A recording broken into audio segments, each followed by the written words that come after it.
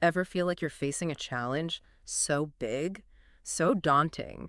It's like you're staring down a real-life Goliath. Mm, Well, today we're diving into how to tackle those giants, those obstacles that make us feel completely outmatched, right. using this fascinating piece called Slaying Your Goliath.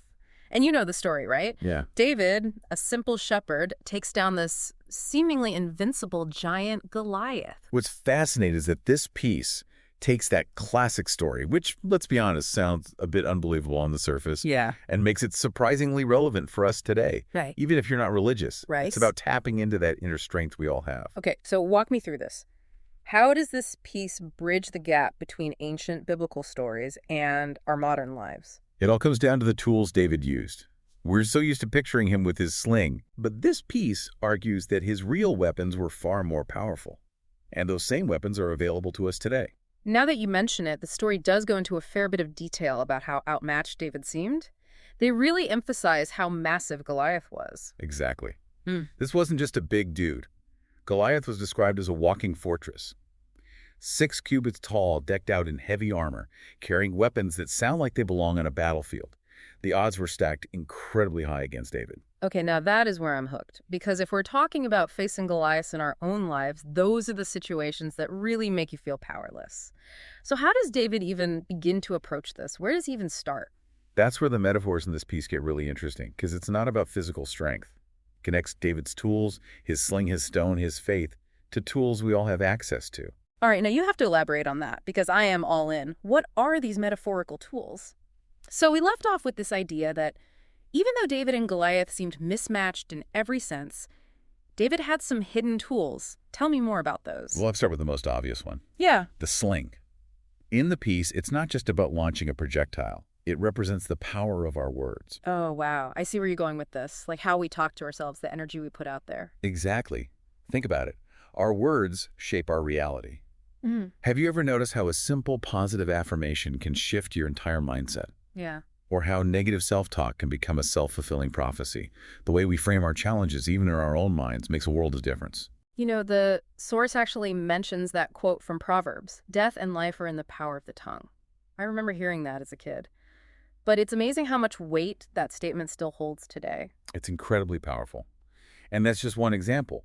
Our words also have the power to influence others, inspire action, or even heal old wounds. Okay, so that's the sling. What about the stone? I'm guessing that's not just a rock, right? You're right on the money. This is where things get even deeper. In the biblical context, the stone represents the Word of God, that unwavering foundation of faith. But even if you're not religious, this concept still holds true. I was just thinking that. How can we relate to the stone in a way that resonates with everyone? It's about identifying your version of that unshakable foundation.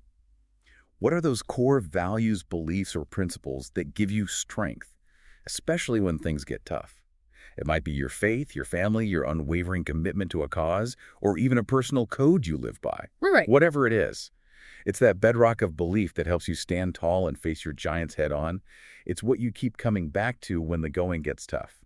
It's like having that internal compass that always points you in the right direction, even when everything feels like chaos around you. Exactly. It's that source of inner strength that no one can take away from you. So we've got the sling, which represents the power of our words, and the stone, which symbolizes that unshakable foundation of values. Right. What I love about this piece is that it doesn't stop there. It actually lays out these 3 practical steps for actually facing down our Goliaths. Right. And these steps really resonated with me because they're so applicable to our lives, even if we're not facing down a literal giant. Okay, I'm ready. Lay those steps on me. The first step is about having the faith and courage to actually show up and fight for what you believe in. So not letting fear paralyze you. Exactly. The source talks about this in the context of trusting in God, but we can broaden that to trusting yourself, your gut, your abilities. It's about recognizing that fear is a natural part of the process, but it doesn't have to control you. It's like that moment right before you hit publish on a big project or go for that promotion. There's that fear, but also this knowing that you've got this. I love that example. It's about taking that leap of faith, even if it's scary, because you believe in what you're doing and who you are. Okay, that's step 1. What about step 2? Step 2 is fascinating. It's about trusting in your own unique abilities to see you through. Remember how David used his shepherding skills, something seemingly unrelated to fighting a giant, to his advantage? This step is all about recognizing that we all have our own unique slings and stones. We have skills, experiences, and perspectives that can be surprisingly useful in facing our challenges, even if they don't seem immediately relevant. So it's about identifying your strengths and then figuring out how to leverage them in creative ways. Precisely. Yeah. It's about asking yourself, what do I bring to the table? What am I uniquely good at? And then figuring out how to apply those strengths to the situation at hand. It reminds me of that saying, if all you have is a hammer, everything looks like a nail. But when you take stock of all the tools in your kit, you realize you're capable of so much more. Exactly. You start to see solutions where you once saw only obstacles. Okay, one more step to go. What's the final piece of the puzzle? The third step is about timing and recognizing that not everything can be forced. It's about choosing your battles wisely, being strategic, and knowing when to act and when to wait. So it's about being patient and discerning. Absolutely.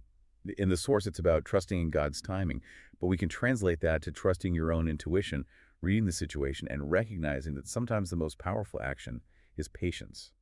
It's about picking your battles and choosing your moments strategically. Exactly. It's about knowing when to charge forward and when to hold back, observe, and gather more information. This has been such an insightful deep dive. So to bring it all home, what I'm hearing is that we can all be Davids in our own lives. We all have those internal resources, those slings and stones to face down whatever giants life throws our way. Absolutely. It's about tapping into the power of your words, standing strong in your values, owning your unique skills, and trusting your intuition when it comes to timing. And remember that idea from earlier, declaring victory. You have the power to shift your mindset from hoping to win to knowing you will. Food for thought. Love that. Okay, listeners, we want to hear from you. Have you ever faced down a Goliath in your own life? What tools did you use? Share your experiences with us on social media. Until next time, keep slaying those giants.